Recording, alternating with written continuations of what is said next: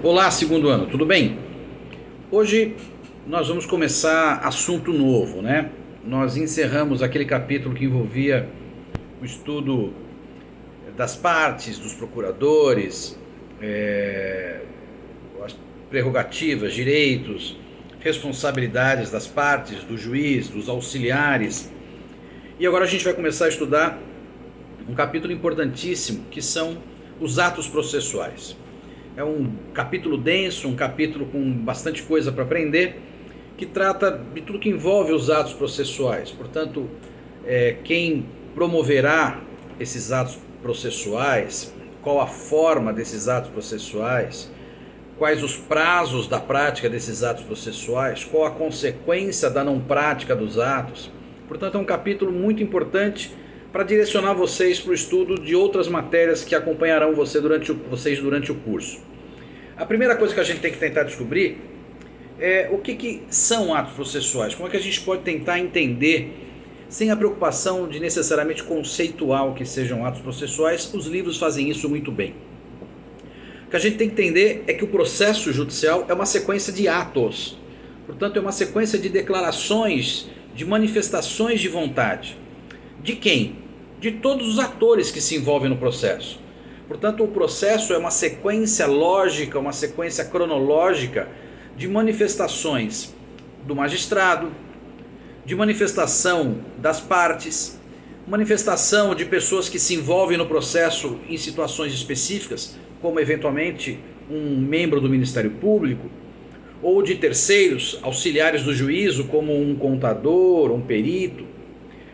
Toda vez que nós estivermos dentro de um processo, a manifestação de uma vontade, a manifestação da vontade de um desses atores, que tenda a produzir algum efeito dentro do processo, portanto, alguma coisa que gere efeitos, ou a não prática gere efeitos também, nós estamos falando, portanto, de atos processuais. Portanto, o ato é toda e qualquer manifestação realizada no bojo de um processo, no âmbito de um processo judicial, por qualquer um dos atores da relação jurídico-processual, que tenha por finalidade produzir algum tipo de efeito.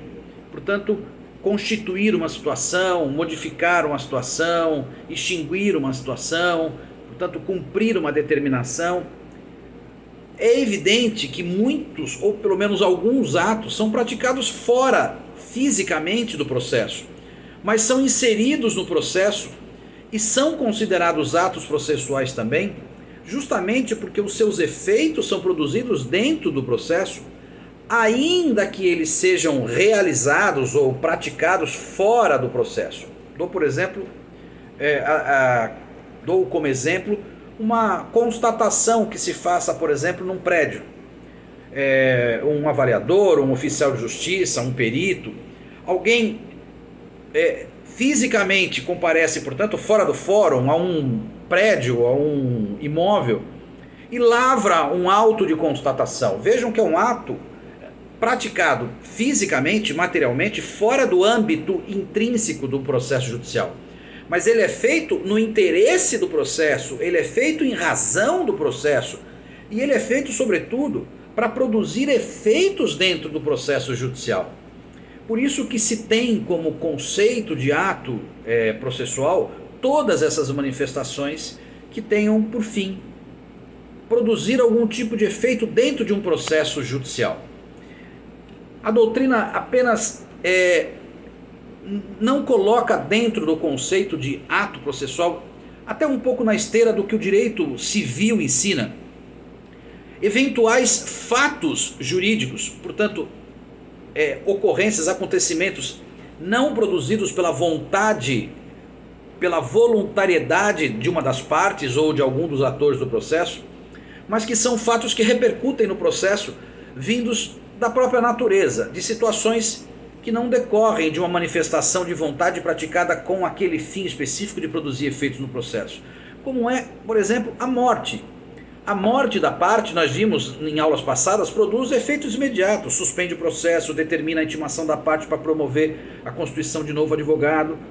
A aposentadoria do juiz, por exemplo, também causa um transtorno, vai ter que ser nomeado outro juiz para aquela vara. A pandemia agora que nós estamos vivendo produziu enormes efeitos dentro do processo judicial. Nós só não caracterizamos isso como ato processual porque falta justamente a participação da vontade humana em realizar aquele ato para o fim de produzir efeitos dentro do processo. Tá bom?